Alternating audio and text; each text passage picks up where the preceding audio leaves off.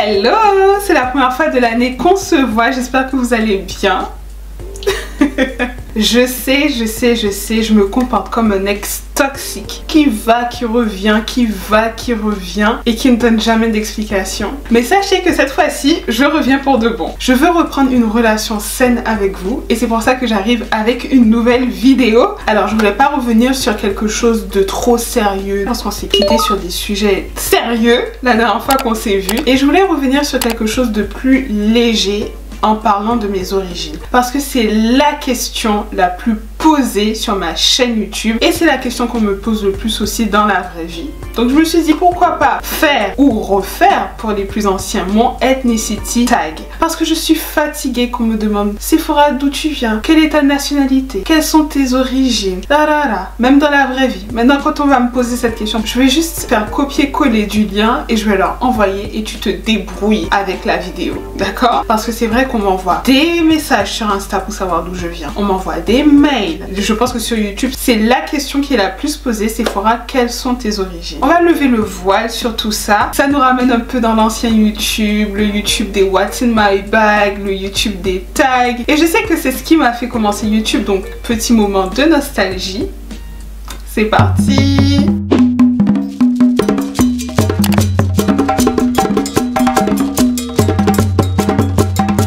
Je suis haïtienne, martiniquaise et saint-martinoise par ordre alphabétique et non de préférence. Vous voyez que je récite un truc là? C'est parce que j'ai l'habitude de le dire même dans la vraie vie. En fait, ma mère est haïtienne, mon père martiniquais et j'ai grandi à Saint-Martin. J'ai vécu 15 années de ma vie à Saint-Martin et je ne manque jamais une opportunité de rappeler que j'ai grandi aux Antilles. Vous savez que je suis très attachée aux Antilles, vous savez que je suis très attachée à la Caraïbe et c'est Saint-Martin finalement qui a représenté ce point d'ancrage pour moi dans les Antilles. Je suis extrêmement reconnaissante pour cela. J'aime aussi dire qu'on ne fait pas plus caribéenne que moi. Je suis consciente et j'ai toujours été consciente que c'était d'une extrême richesse. Donc ça me donne différentes perspectives, différents points de vue. Je me rends compte que j'ai une vision plus transversale des Antilles qu'une personne qui a grandi, qui est restée dans une seule île parce que mes origines sont diverses, on va dire. Elles sont un peu éparpillées. Par moments, j'ai beaucoup pu la sensation d'être un peu de partout mais de nulle part finalement. T'es un spécialiste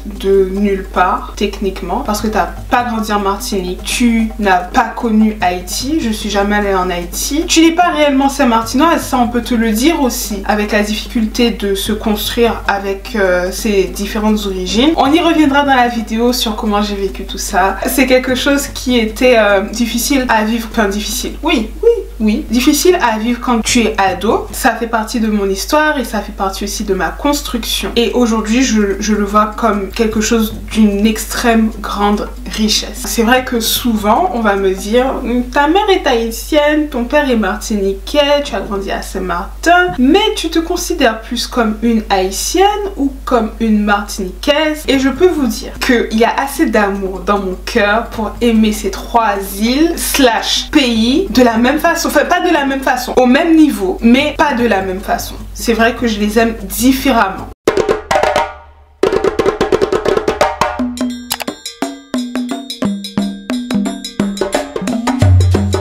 On va commencer par Haïti. Attention, Haïti c'est un pays et ce n'est pas une île qui occupe la partie occidentale, le tiers occidental de l'île qui porte le même nom, Haïti. Et j'essaie justement à ce sujet de corriger mon langage. Longtemps j'ai utilisé le terme Hispaniola pour qualifier l'île et ça reste encore dans mes automatismes et il est vrai que j'essaie de réattribuer le nom originel de l'île, c'est-à-dire le nom que lui donnaient les Amérindiens avant la période précolombienne. Je déteste ce mot. Avant l'arrivée de Christophe colonisation, l'île était peuplée par les Amérindiens. On sait que l'île a été occupée par les Taïnos, par les Arawaks et dans leur langue, le terme Haïti ou encore Quisqueya-Boyo, tout dépend de la langue qui est utilisée, signifiait la terre des hautes montagnes. D'ailleurs, Haïti fait partie des grandes Antilles. Il faut distinguer les grandes Antilles des petites Antilles. Les grandes Antilles, ce sera Cuba, l'île la plus grande de la Caraïbe. Ensuite, Haïti avec la République République dominicaine et Puerto Rico, la Jamaïque. Bref, ça va constituer les grandes Antilles. Et ensuite, il y a les petites Antilles. Donc il faut penser aux îles dont on entend le plus parler en France, c'est-à-dire la Guadeloupe, Saint-Barth, la Barbade, Sainte-Lucie. Toutes ces petites îles-là, finalement, forment ce qu'on appelle les petites Antilles. Et par conséquent, les Haïtiens, puisqu'ils sont issus des grandes Antilles, ce sont des Antillais. Mais revenons à l'île, elle est partagée entre la République d'Haïti, mais aussi la République dominicaine, et ces deux pays se partagent une frontière longue de plus de 360 km. Haïti est le troisième plus grand pays de l'arc antillais derrière Cuba, je l'ai dit, la République dominicaine, 27 700 km². Perso, de ce que je vois,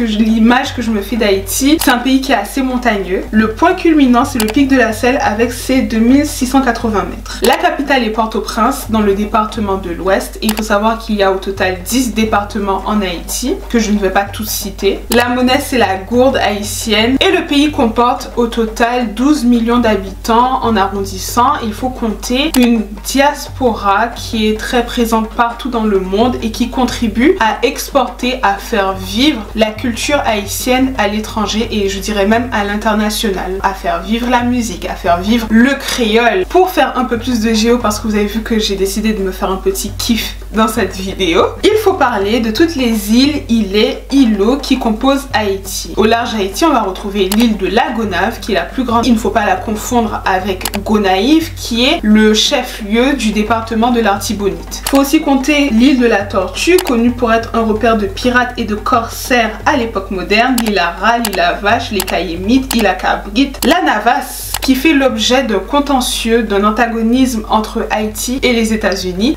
Un peu d'histoire parce que je continue mon petit kiff dans cette vidéo. Et j'ai parlé de Christophe colonisation, mais il faut aussi parler de l'époque moderne durant laquelle le tiers occidental de l'île Haïti ou Hispaniola était une colonie française. Elle était appelée Saint-Domingue, donc c'est Saint-Domingue actuel Haïti, et elle représentait à elle seule le plus grand revenu de l'empire colonial français. Pour vous faire un petit comparatif, vers 1720, Haïti, donc Saint-Domingue, actuel Haïti, exportait autant de sucre, parce que c'était le produit colonial qui rapportait le plus, que l'intégralité des colonies anglaises, à elle seule. Sachant que la France avait d'autres colonies dans la Caraïbe, mais aussi dans l'océan Indien, sachant qu'il y avait aussi la Jamaïque qui était une colonie anglaise. Donc Saint-Domingue est très lucratif pour l'empire colonial français qui tire une très grande partie de ses revenus de l'exploitation des produits coloniaux. Mais en revanche, la perle des Antilles, comme on l'appelait durant cette époque-là, représentait un cauchemar pour la population noire africaine réduite en esclavage. Donc,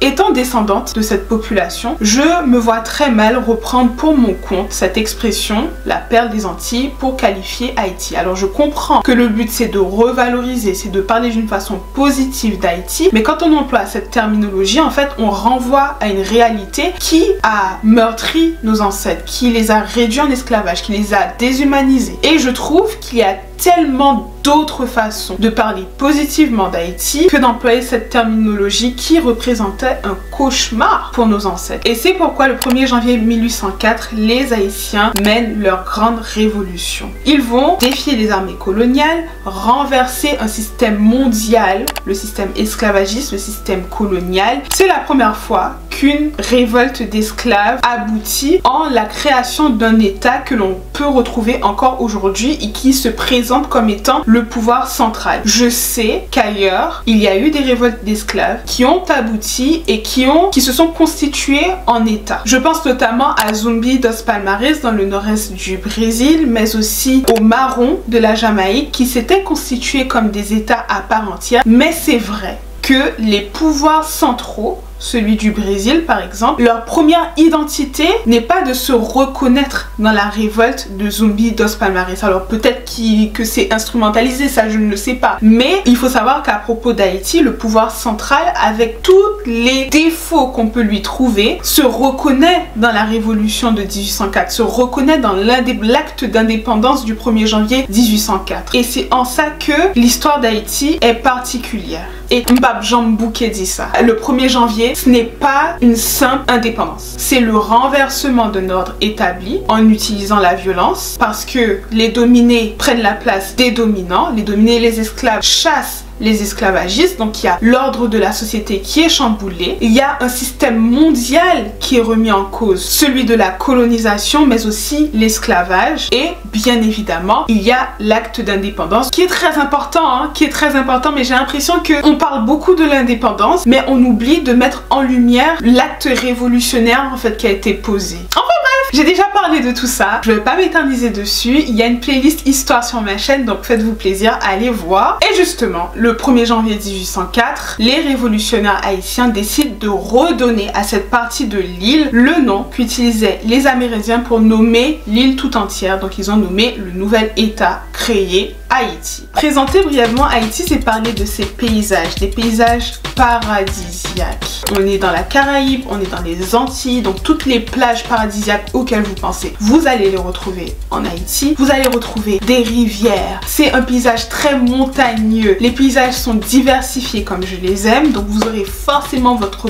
plage au sable fin, mais vous pouvez aussi aller à la rivière, vous pouvez faire de la montagne, de la randonnée, tout ce que j'aime. Je ne suis jamais allée, mais je sais que je vais aimer, je sais que je vais aimer. En parlant de plage, est-ce qu'on peut parler de la plage Cadras à l'Abadi? Est-ce qu'on peut parler de cette plage? La beauté de cette plage, je vais essayer de vous mettre des images à l'écran. Il y a des sites que je rêverais de visiter, comme la citadelle La Ferrière, le plus grand fort de l'Amérique tout entière, les ruines du palais Sans Souci, une réplique du château de Versailles. J'aimerais visiter la ville du Cap-Haïtien au style très colonial avec la cathédrale Notre-Dame, le fort Jacques. J'aimerais faire les différentes îles et îlets et îlots dont je vous avais parlé en début de vidéo. La côte des Arcadins, Bassin Bleu, Seau d'Eau, Seau Maturine. Faut arriver à passer au-dessus de l'actualité de Port-au-Prince. Port-au-Prince et sa banlieue parce que les 9 autres départements sont relativement épargnés par l'insécurité. Et il y a de belles choses à voir dans ce pays comme dans tous les autres pays du monde. La Martinique. Eh bien la Martinique m'obsède tout autant. La Martinique c'est une île des Petites Antilles ou île sous le vent. Avant l'arrivée des Européens, l'île est peuplée par les Amérindiens et Madiana ou Madinina dans leur langue ça signifie l'île aux fleurs. Donc vous voyez déjà le décor paradisiaque que je suis en train de poser, justement parce que la Martinique est une île dans laquelle on retrouve une incroyable variété de plantes et de fleurs exotiques. Un peu de géo parce que je me fais un petit kiff dans cette vidéo.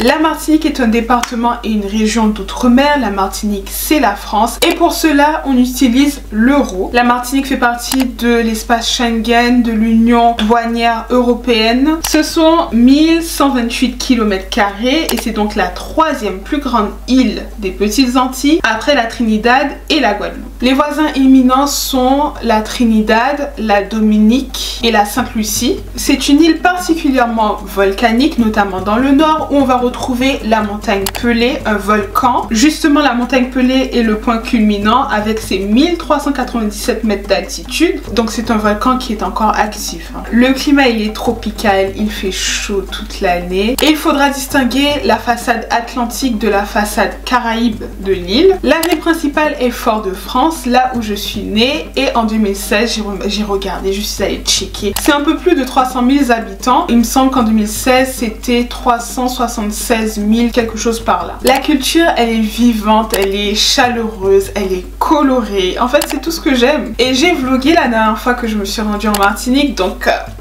certains vlogs sont un peu cringy, mais vous pouvez aller voir les vlogs que j'ai filmés en 2021, même si j'assume pas tout. On revient à l'histoire et selon un récit européano-centré, Christopher Colonisation aurait découvert la Martinique en 1502. Sauf que vous connaissez déjà mon avis sur Christophe Colonisation, il n'a rien découvert du tout puisque l'île elle était habitée par les Amérindiens. On connaît la suite, ils sont exterminés par les Européens aidés des maladies. Pour moi c'est pas l'inverse, même si on lit ça partout dans les bouquins d'histoire. Et durant l'époque moderne, ma préférée, la Martinique fait l'objet d'une rude rivalité entre la France, l'Angleterre, la Hollande pour l'appropriation du territoire. Ces trois États étaient en rivalité un peu partout dans le monde, mais précisément en Europe aussi, mais aussi dans la Caraïbe pour l'appropriation du territoire. Parce que plus on a d'îles et plus on a la possibilité de mettre en valeur les terres pour l'exploitation de produits coloniaux. Bien évidemment, si on peut réduire une population aussi africaine en esclavage sur les lieux, c'est encore mieux. La Martinique va même connaître une occupation anglaise et je sais que dans ma première vidéo, il y a des gens qui n'ont pas apprécié que je dise qu'il y a eu une brève occupation anglaise, mais c'est le cas et je trouve que c'est même important de le souligner parce que durant la première abolition de l'esclavage, celle de 1794, par la Convention nationale, la Martinique ne connaît pas cette abolition de l'esclavage parce que durant cette période, la Martinique est anglaise. En 1848, et là je vous fais un accéléré éclair, l'esclavage est aboli en Martinique en mai 1848. Et pour moi, cette abolition, elle intervient suite au combat des Martiniquais, suite à leur résistance. Ce n'est pas quelque chose qu'on leur a attribué. Ils ont résisté. Résister, c'est combattre. Résister, c'est faire preuve d'un héroïsme au quotidien. Alors oui, c'est une liberté qui est différente de celle d'Haïti, qu'il ne faut pas comparer. Il ne faut pas comparer du tout. C'est pas les mêmes enjeux, c'est pas les mêmes pays en termes de topographie. Ça n'a rien à voir. Mais il faut mettre en lumière l'héroïsme de ces hommes et de ces femmes qui ont su résister et qui ont su obtenir leur liberté. Et le fait de survivre, d'avoir une culture, d'avoir une histoire aussi riche que celle de la Martinique, faut le faire. Mais je parle pas trop parce qu'on va y revenir dans la suite de la vidéo. Donc il faudrait parler de l'histoire contemporaine de la Martinique, mais vous savez que moi je préfère l'époque moderne, ok? La Martinique a une histoire passionnante, un peuple héroïque. Et ce que j'aime tout particulièrement à propos de la Martinique, ce sont les paysages qui sont variés. Moi j'aime bien quand, ok, on est dans la Caraïbe, on est dans les Antilles, donc tu as ta plage paradisiaque. Mais en Martinique, en fait, même la plage, tu as différentes sortes de plages. Tu vas dans le nord parce que c'est très volcanique, je l'ai dit, tu retrouveras les plages au sable brun, au sable noir. Dans le sud, tu auras plutôt les plages que toi, tu as l'habitude de voir. Quand tu penses au paysage paradisiaque, tu penses à la plage au sable fin blanc. Les eaux sont cristallines. Tu peux aller à la rivière, tu peux faire aussi de la randonnée et j'adore ça. Il faut aussi parler du récif corallien de la Martinique qui est parmi les plus beaux au monde. Donc, si vous en avez l'opportunité, n'hésitez pas à visiter la Martinique parce que honnêtement, vous ne serez pas déçus. Saint-Martin, mon petit bébé Saint-Martin de Friendly Island, l'île chaleureuse, l'île amicale. Saint-Martin, c'est une petite île des Petites Antilles qui est partagée en deux parties. Donc le nord est français et le sud, la plus petite partie de l'île, est hollandaise. Et ça vous illustre la rivalité dont je vous parlais entre l'Angleterre, la Hollande et la France durant l'époque moderne à propos de ces territoires. Il n'y a pas beaucoup d'îles dans le monde qui sont partagées comme ça. Il y en a deux dans les Antilles, dans l'arc antillais, et je vous l'ai dit, Haïti et la République dominicaine, et Saint-Martin, et je viens de ces deux îles. Le point culminant, c'est le pic Paradis,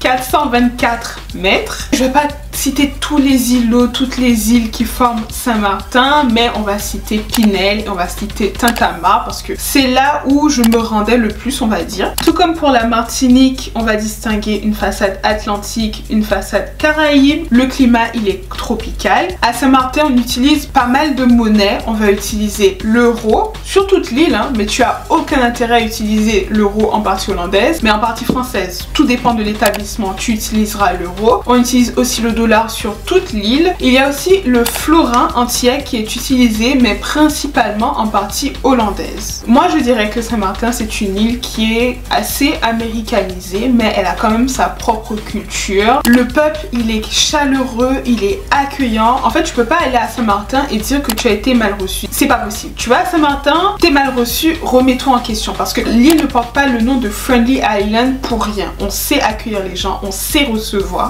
Saint-Martin, c'est quand même plus de 70 nationalités qui cohabitent dans un tout petit espace et ça se passe très bien, tout le monde vit bien ensemble. Je dis pas que tout est parfait, mais globalement on vit très bien. On a les eaux les plus cristallines, on a vraiment des eaux qui sont magnifiques comme vous en avez jamais vu toute votre vie. Mais vraiment, Saint-Martin, c'est un petit bijou.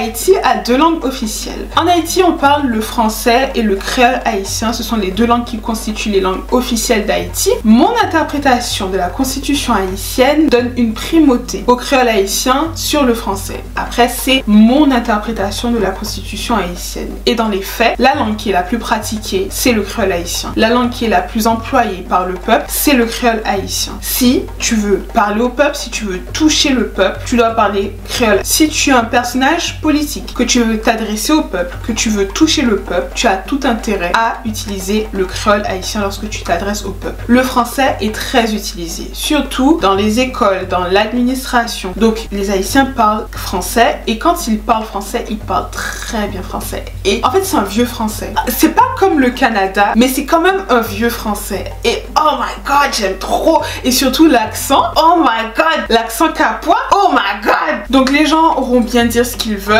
Les Haïtiens s'expriment très bien en français, ils l'apprennent à l'école, mais le créole, ça reste le créole. Les Haïtiens sont très attachés à leur créole. En Martinique, on parle le français, forcément, et le créole martiniquais. Le créole martiniquais n'a malheureusement pas le statut de langue officielle parce que ça a à voir avec le rapport qu'entretient l'État français avec ces langues dites régionales. La langue officielle en France, c'est le français et toute autre langue sera catégorisée. On lui donnera le statut de langue régionale, même si je sais qu'il y a énormément d'actes qui sont posés pour faire du créole martiniquais une langue officielle, une langue à part entière. Mais le créole martiniquais est très largement employé par la population et je trouve cela incroyable que l'on puisse réussir à faire vivre cette langue malgré le fait qu'elle n'ait pas le statut de langue officielle. Je veux dire, il y a des langues qui ont disparu dans l'histoire de l'humanité pour bien moins que cela. Donc je trouve que ça illustre encore le génie du peuple martiniquais et plus généralement le génie des peuples de la Caraïbe. Et justement, en parlant de génie, je pense que le créole même est l'illustration de cela. Les créoles, je devrais dire. Parce que le créole est la création des esclaves et de leurs descendants durant une période où ils étaient déshumanisés. Durant une période où la création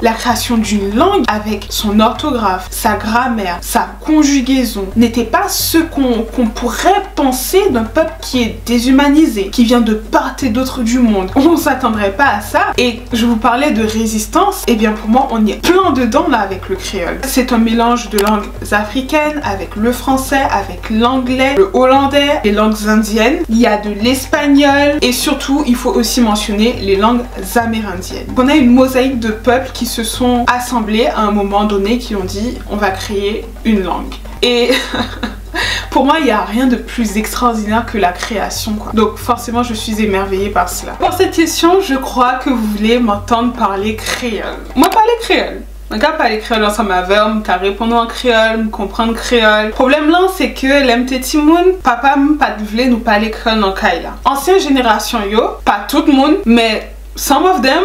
Pourquoi je parle anglais? C'est fora, c'est pas l'anglais là qu'on t'a demandé. Pas tout le monde, mais il y a moun qui pas vle Timoun yo parler créole parce que yo pas vle créole mélangé avec français. Là où vous parler français, c'est bout de créole qui sorti, vous comprenez? Pourquoi so?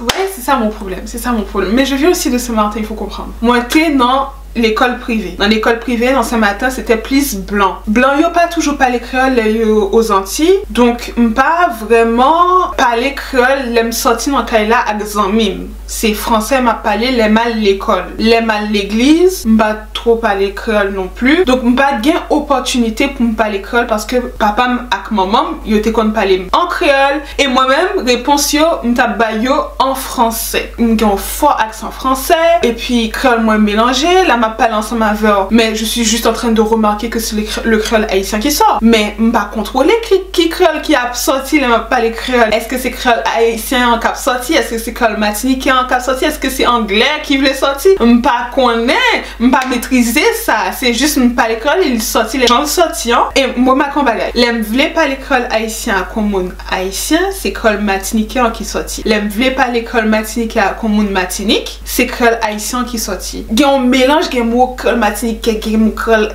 Guadeloupe, il y a un mot créole haïtien, c'est un mélange de Quitter moun yo parler créole, genre yo ka parler créole. Paris moun parce que créole n'a pas en forme, parce que créole n'a il est pas en forme. il est pas en forme. Mais je veux que mes enfants puissent parler créole, donc c'est quelque chose sur quoi je travaille. Je veux vraiment que mon créole martiniquais puisse être le créole martiniquais quand je parle créole martiniquais, le créole haïtien lorsque je parle créole haïtien, et que je puisse transmettre cela à mes enfants parce que c'est... mes enfants vont parler créole, hein. Je sais pas comment ils vont faire, ils vont se débrouiller, mais ils vont parler très bien le français, ils vont parler très bien le créole, et ils vont forcément parler anglais, parce que quand je suis en colère, parfois je parle anglais, donc... Ils vont se débrouiller, ils vont se débrouiller. Il faut quand même que je me sente à l'aise pour parler comme ça créole avec une personne, tu vois. Je vais pas parler créole avec toi comme ça non plus. Parce que j'ai peur du jugement, j'ai peur des moqueries et vraiment c'est dommage parce que je sais qu'il y a énormément de personnes, peut-être qui parlent moins bien que moi, mais qui aimeraient parler plus. Il faut pratiquer en fait, il faut s'exercer et quand tu parles et que voilà les gens rigolent, ben forcément ça ne te donne pas envie de parler. Il faut qu'on puisse parler de Saint-Martin. Je vous ai dit c'est 70 nationalités, chaque nationalité vient forcément avec sa langue. Sur une toute petite île, le français, l'anglais, le créole haïtien, le créole martiniquais, forcément, le créole guadeloupéen, le papiamento, l'espagnol. Ça fait énormément de langues en fait qui sont pratiquées à Saint-Martin, donc tu dois pouvoir toucher à tout. Si on t'insulte en espagnol, tu dois pouvoir répondre. Si on t'attaque en créole haïtien, tu dois pouvoir répondre. Tu vois ce que je veux dire? Il n'est pas rare de voir une personne commencer une phrase en anglais, la poursuivre en français, la terminer en créole dans la même phrase et tout le monde se comprend, c'est normal. Bienvenue à Saint-Martin.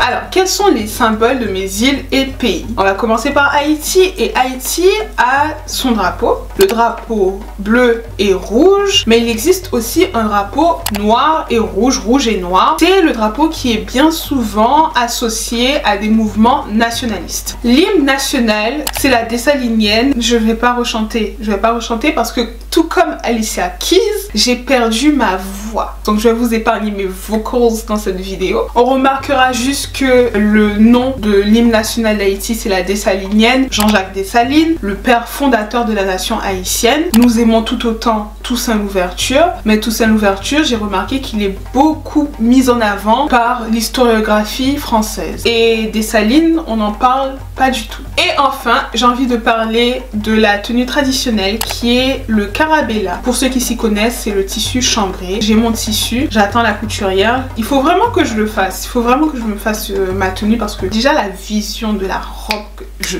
veux avec fente. J'ai hâte de poster ces photos. Je me vois body. Ok, j'en dis pas plus. Ah, j'ai oublié la devise d'Haïti. C'est la même que la France. Liberté, égalité et fraternité. Mais il y a aussi la légende nationale qui est l'union fait la force. La Martinique. Le drapeau dans lequel je me reconnais, c'est le drapeau rouge, vert, noir. C'est le drapeau dans lequel se reconnaissent tous les Martiniquais. Vous pouvez retrouver le drapeau bleu et blanc avec les serpents, qui est un drapeau colonial dans lequel aucun Martiniquais ne se reconnaît, très clairement. Moi, personnellement, quand je pense à la Martinique, je pense au colibri, au basilier, la fleur et forcément la tenue traditionnelle avec le tissu madras. Je l'ai juste là parce que forcément je m'attache les cheveux souvent avec mon tissu madras. Je vais vous mettre à l'écran le drapeau de Saint-Martin et Saint-Martin a aussi une hymne nationale qui est au Sweet St. Martin Land.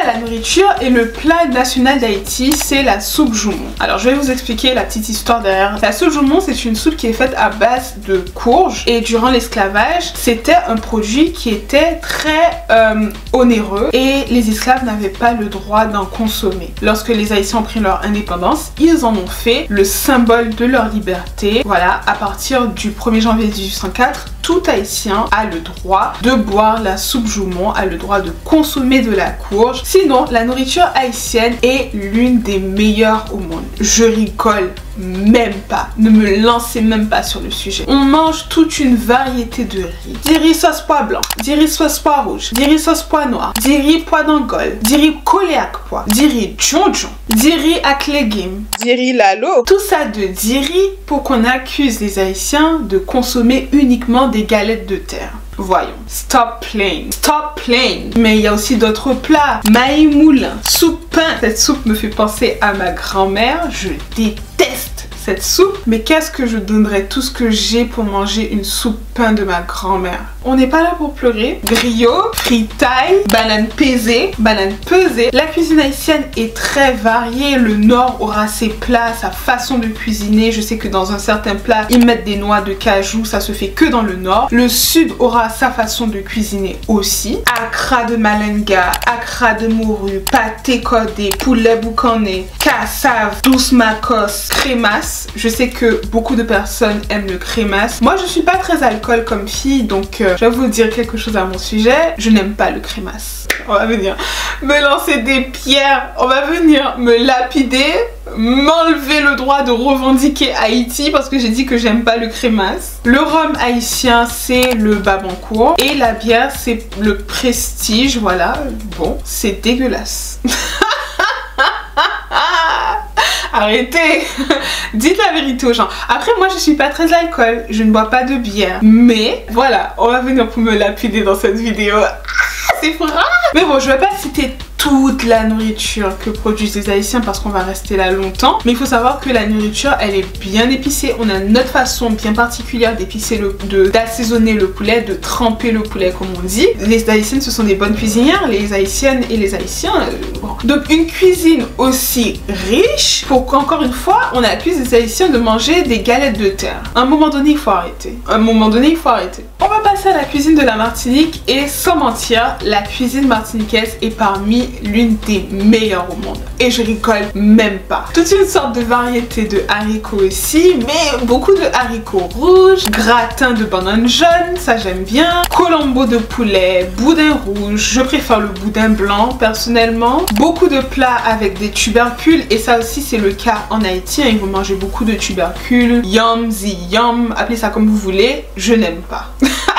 Je n'aime pas. Mais je suis pas très difficile en nourriture, hein. Faut pas croire que je suis difficile, je suis pas difficile du tout. Tout ce qui va être sucré, j'aime tellement le sorbet coco. Sorbet coco, c'est toute ma vie. Ensuite, après, t'as toutes les autres variétés de sorbet, cacahuètes, machin, tout ça. Qu'est-ce que j'aime encore? Chocolat, pays, pain au beurre. Et j'aime pas le chocolat. Gâteau, ananas, tablettes aussi. Je crois qu'ils font des tablettes, tout ça, c'est en Haïti. Mais bon, douce macos, tablettes, tout ça, j'aime pas non plus. Tablette coco, j'aime pas. Le gâteau Robinson. Et il y a un autre gâteau, le Mont Blanc, je pensais pas que j'allais aimer parce que j'aime pas tout ce qui est à base de coco, hors sorbet coco. La cuisine martiniquaise à l'image de son peuple, d'origines diverses, j'ai envie de dire, colorée, savoureuse et l'une des meilleures cuisines au monde. La cuisine saint-martinoise, ça va être à peu près les mêmes nourritures. Il faut goûter les côtes de porc à la saint-martinoise je crois, mais j'en ai jamais mangé. Mais ce que moi j'aime, c'est les Johnny Cakes. J'ai pas dit les Bokit pour la Martinique. Eh bien les Johnny Cakes, c'est la version plus classe, plus élégante, plus fine, plus du Bokit. Le Bokit c'est un gros sandwich et tu fous tout dedans et tout, c'est le gros sandwich. Le Johnny Cake il est plus petit, il est rond, il est plus petit et puis c'est plus fin, c'est plus délicat, mais c'est exactement la même chose. Tu peux aussi fourrer ton Johnny Cake, mais moi je préfère le Johnny Cake. Mais quand je suis ici ou quand je suis en Martinique ou peu importe où je vais trouver mon Bokit, je vais manger mon Bokit, j'aime les Bokits.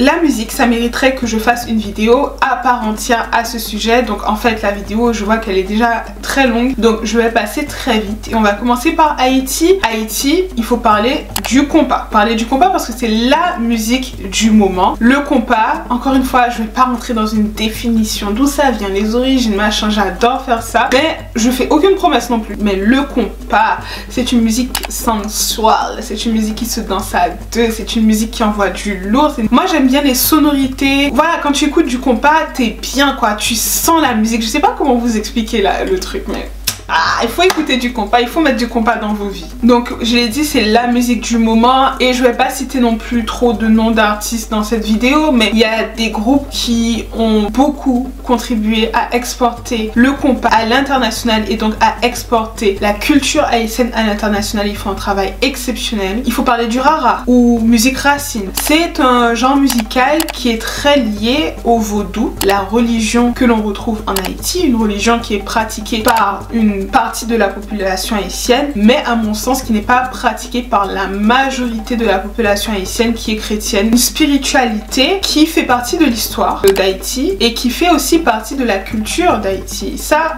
on peut pas l'enlever, on peut pas le retrancher. Mais ce que je retiens aussi, c'est la scène rap haïtienne qui produit des choses assez intéressantes. En Martinique, ils écoutent beaucoup de musique, beaucoup de zouk. Il faut parler du zouk forcément, du bouillon, il faut parler du belé. Donc le belé, c'est la musique traditionnelle de la Martinique. Ça mériterait qu'on fasse une vidéo. Je fais aucune promesse. Je fais aucune promesse. Ou du chata, ils vont écouter aussi beaucoup du dancehall, du reggae, du rap aussi. Des artistes qui sont extrêmement connus, qui contribuent à faire connaître la Martinique à l'international également, et ils font un travail extraordinaire.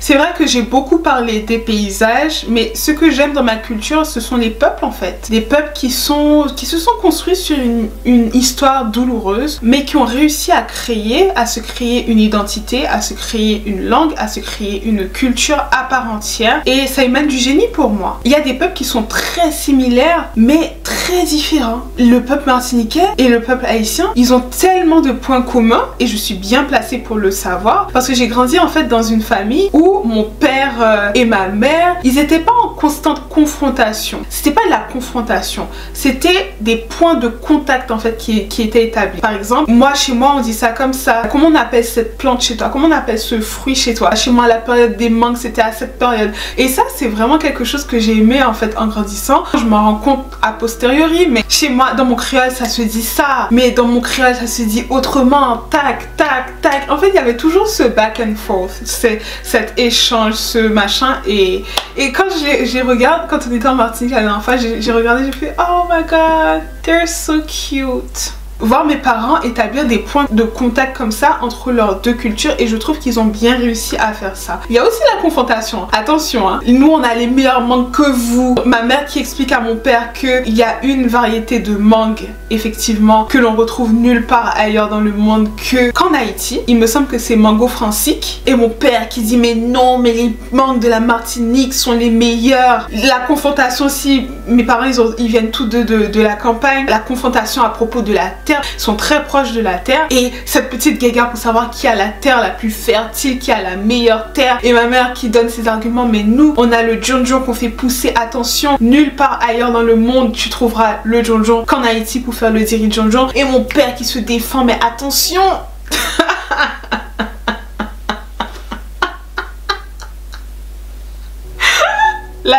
La terre de la rodade, parce que bon, mon père vient de là-bas, c'est la terre la plus fertile dans le monde. Tu peux faire absolument tout pousser à la rodade, ok? C'était assez animé, c'était assez voilà, et voir les points de contact finalement qui sont capables de faire entre des cultures qui sont très similaires mais qui ont aussi leurs différences. Il ne faut pas penser que parce que tu as visité une île de la Caraïbe, ça y est tu connais toute la Caraïbe, ça y est tu connais tout l'arc entier. C'est pas possible, parce que c'est vrai que ce sont des cultures qui se ressemblent, c'est vrai que ce sont des cultures qui ont beaucoup de points en commun, mais elles ont aussi leurs particularités. Les peuples, ils ont aussi leur façon d'être. La nourriture est similaire mais pas tout à fait, les créoles se comprennent mais ne sont pas tout à fait identiques non plus. Ce que j'essaie de dire c'est que chaque île de l'arc entier est unique et offre une expérience unique. Donc n'hésitez pas à vous faire un kiff à visiter les îles de l'arc entier. La culture, il faut parler du cinéma. J'aime bien Barricade, Le Destin de Caroline. Il y a aussi Miracle par la foi, I Love You Anne avec Tonton Bichat. Il faut parler aussi du théâtre haïtien avec Languichat,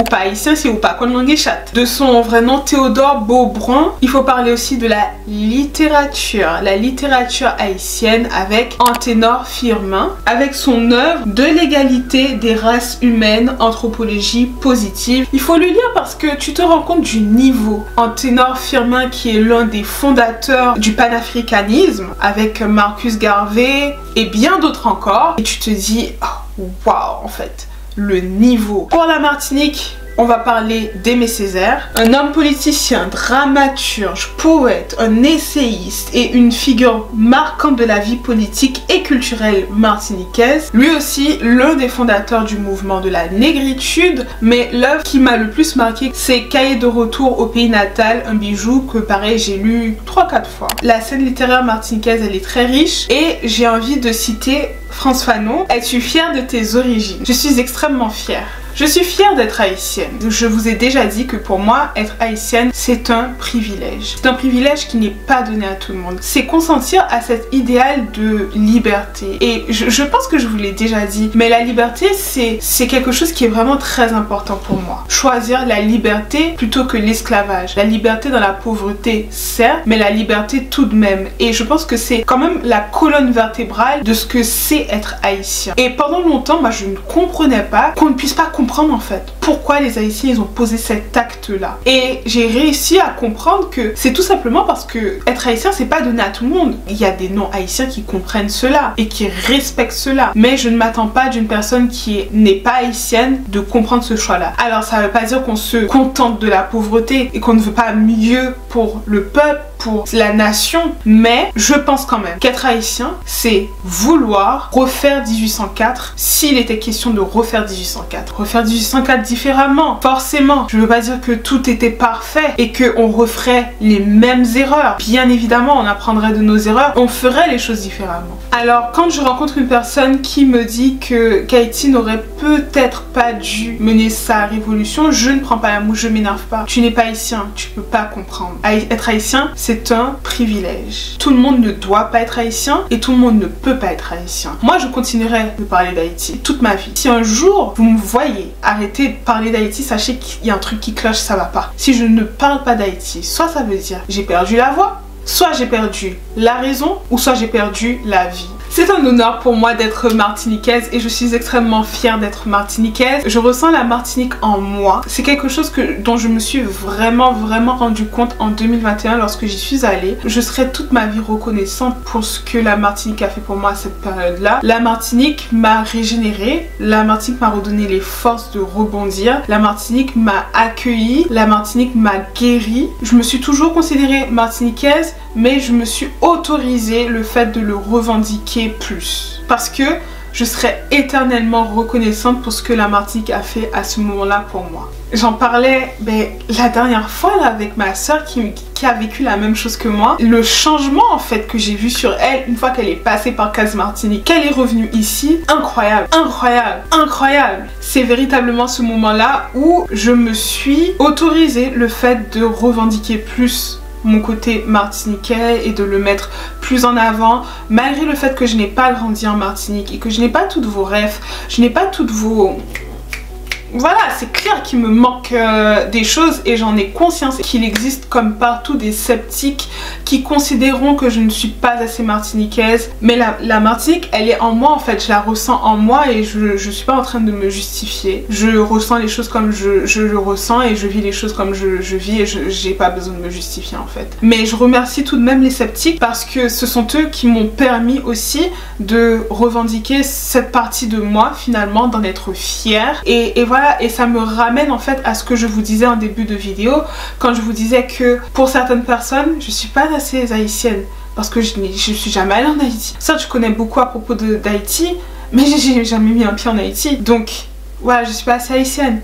Je n'ai pas grandi en Martinique, il me manque des rêves, il me manque des trucs machin et tout. Je suis pas assez martiniquaise. Je ne suis pas non plus assez saint-martinoise parce que mes parents ne sont pas assez saint-martinois. Donc du coup, qu'est-ce que je suis? Et c'est un peu la question que je me suis posée lorsque j'étais adolescente et j'ai réussi à dépasser cela grâce aux sceptiques, grâce aux expériences aussi, comment je les ai vécues. Donc je n'ai pas le même rapport par rapport à la Martinique et Haïti. La Martinique est beaucoup plus accessible pour moi, que j'ai eu l'opportunité de visiter, de voir. Il y a le côté un petit peu plus sensible avec Haïti qui fait l'objet pour moi d'une injustice, mais comme on n'en a jamais vu dans l'histoire de l'humanité. Et puis je vais pas vous mentir, la situation je la trouve plus catastrophique, plus urgente En Haïti, même si en Martinique, il existe des choses qu'il faut dénoncer, il existe des injustices, il existe des choses dont il faut discuter aussi. Mon histoire personnelle, qui fait que j'ai plus cette facilité à parler d'Haïti plutôt que de la Martinique, parce que voilà, mon côté haïtien était peut-être un petit peu plus inclusif, mais j'ai réussi à dépasser ça et j'ai réussi à me construire avec ces 3 origines dont je suis extrêmement fière.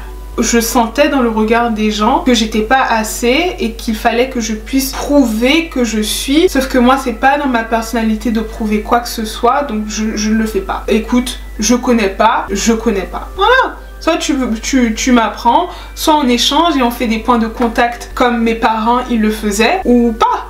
Et il n'y a pas de souci pour cela. J'ai appris à dépasser ce que les gens pensaient de moi. Ce qu'ils pensaient que j'étais, ce qu'ils pensaient que ce que je n'étais pas. Et je me suis rendu compte que ce qui comptait vraiment, c'est que je ressens Haïti en moi, je ressens la Martinique en moi et je ressens Saint-Martin. Et c'est sincère. Donc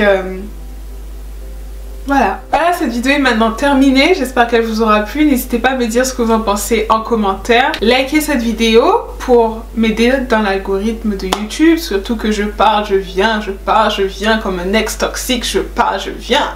Abonnez-vous, le bouton rouge pour s'abonner est juste là, il y a une petite cloche à côté pour être informé à chaque fois que je poste une nouvelle vidéo, il faut me suivre sur Instagram. Et puis en attendant, croyez en vos rêves, aimez-vous, moi je vous aime et je vous retrouve dans une prochaine vidéo. Ciao!